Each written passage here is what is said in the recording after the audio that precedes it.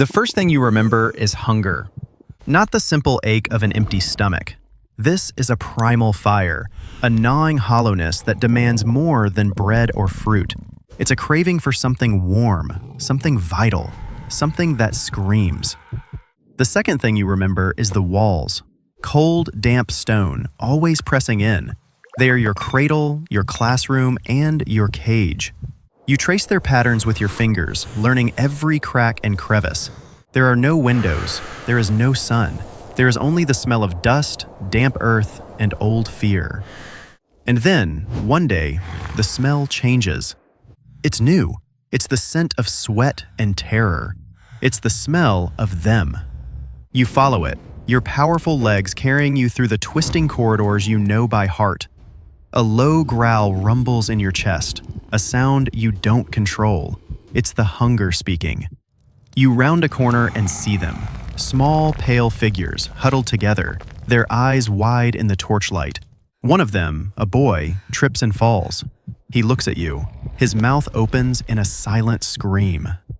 You don't think, you don't reason, you simply act. The hunger is a tide, and you are swept away by it. The crunch of bone is shockingly loud in the silence of your world. The taste is satisfying. It quiets the fire, for a little while. As you stand over the remains, a horrifying thought, clear as a bell, cuts through the haze of instinct. It is the first truly human thought you've ever had. What have I become?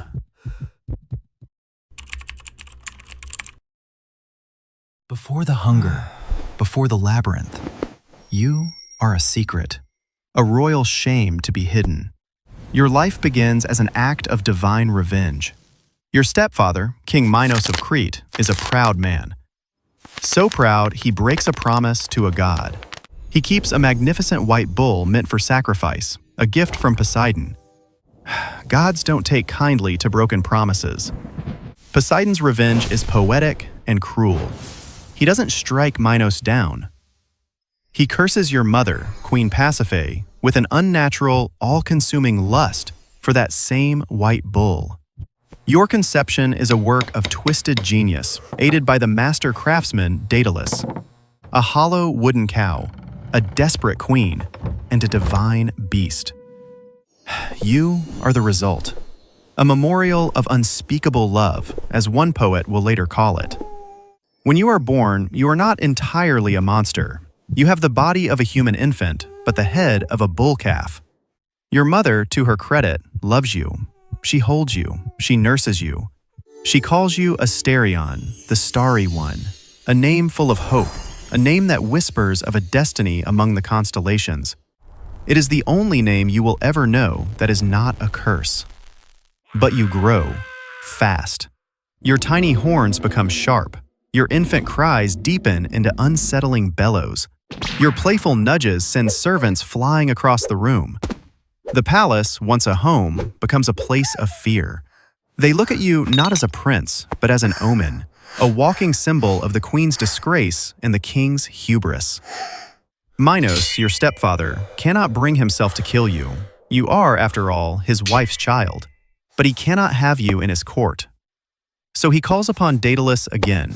The man who enabled your creation is now tasked with your imprisonment. He builds the labyrinth, a maze of impossible complexity, a twisting knot of stone and shadow built beneath the palace, a place where you can be forgotten. You are still a child when they lead you into its cold, dark entrance. Your mother weeps. Your stepfather's face is stone.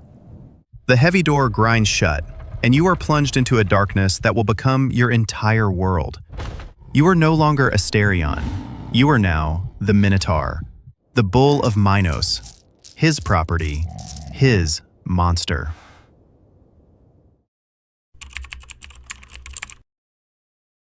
Your training is solitude. Your sparring partner is madness.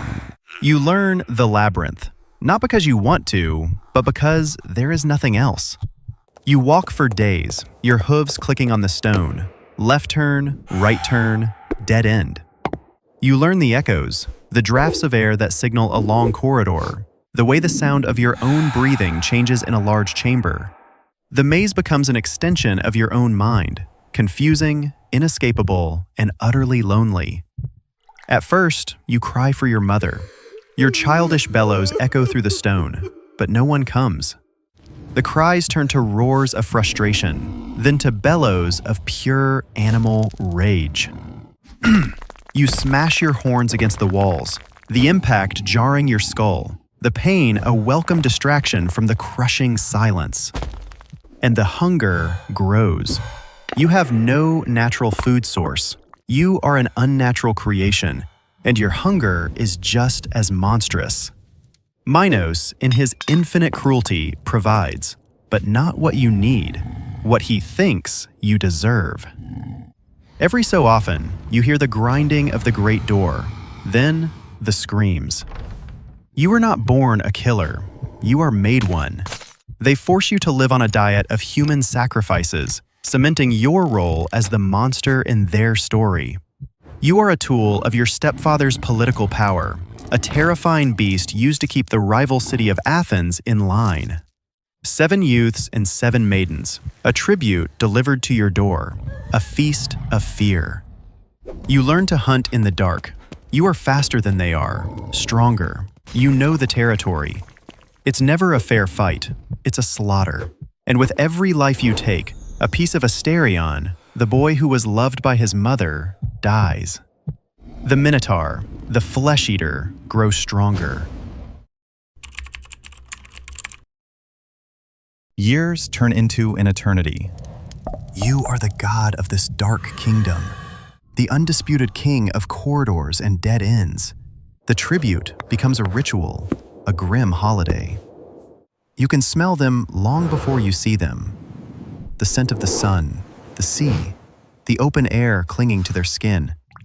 It's a smell you barely remember, and it fills you with a strange mix of rage and longing.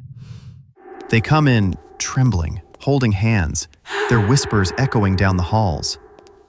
They are lambs for the slaughter, and you are the butcher. This is your peak, your purpose. You are the heart of the maze, the terrible secret at the center of Crete's power. Your roar is said to shake the very foundations of the island. Kings and heroes speak your name in hushed tones. You are a legend, a nightmare made real. You are no longer just a creature of instinct. You are a being of immense power, trapped and defined by your prison. You are the embodiment of primal fear, the beast that lurks in the darkness of every human heart. You are the Minotaur, and all who enter your domain will know terror. You have no hope of escape, no desire for it even. This labyrinth is you, and you are the labyrinth. This is your life, a cycle of darkness, hunger, and screams. It is a terrible existence, but it is the only one you know.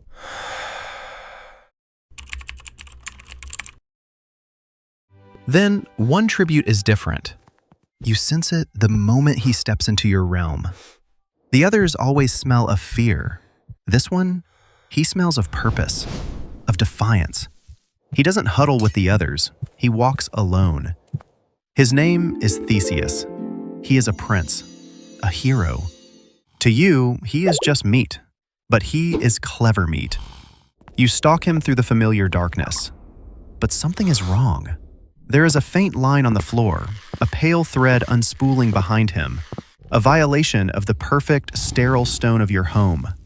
It's a trick, a path out. For the first time, someone has brought a map into your maze, and he has a weapon, a sword given to him by your own half-sister, Ariadne. The betrayal stings more than any blade could. She, who shares your mother's blood, has sided with the outsider. You corner him in the central chamber, the heart of your kingdom. The other tributes have long since been dealt with. It is just you and him. The fight is not what the legends will say. It is not a glorious battle between hero and monster. It is a desperate, ugly brawl in the dark. You are stronger, a force of raw, brutal power. You charge, intending to shatter him against the walls as you have done to so many others. But he is quick. He is trained. He dodges, his sword a flicker of light in the oppressive gloom. He is not fighting a creature, he is fighting a challenge, a stepping stone to his own glory. You land a blow that sends him flying, his sword clatters away. You move in for the kill, the familiar rage and hunger surging. This is it. This is what you do. But as you loom over him, you see his face. He is not looking at you with terror, he is looking with pity. And in that moment of hesitation, he lunges for his sword. The blade finds its mark, not in your tough hide, but in the soft flesh beneath your throat. The pain is a shock, a white-hot fire that eclipses the hunger for the first time in your life. You stumble back, a gurgling roar dying in your throat. You fall to your knees. Your massive body hits the stone floor with a thud that echoes through the labyrinth one last time. Your vision blurs. The darkness that has been your constant companion begins to swallow you completely. As the hero stands over you, catching his breath, you look past him, up towards the unseen sky. Your last thought is not of rage or of the hunger that has defined you. It is of your mother's face, of a name you haven't heard in an eternity. Asterion. The hero, Theseus, will leave your maze, guided by the threat of a woman he will later abandon on an island. He will sail home a hero, the slayer of the beast, the savior of Athens. He will forget to change his black sails to white, and his father, King Aegeus, will throw himself into the sea in grief, giving that sea its name and Theseus a kingdom. His story will be sung for 1,000 years, but your story ends here, in the cold, silent dark. You were born as a punishment for a king's pride. You were imprisoned for a queen's shame. You were fed the innocent to maintain a city's power. You were a monster made, not born. The hero killed a beast, but who remembers the boy named for the stars who lived and died in the dark?